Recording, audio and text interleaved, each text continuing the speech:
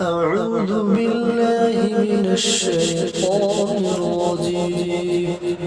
بسم الله الرحمن الرحيم. إن الذين قالوا ربنا الله ثم استقاموا تتنزل عليهم الملائكة ألا تخافوا ولا تحزنوا وأبشروا بالجنة التي كنتم توعدون. نحن أولياؤكم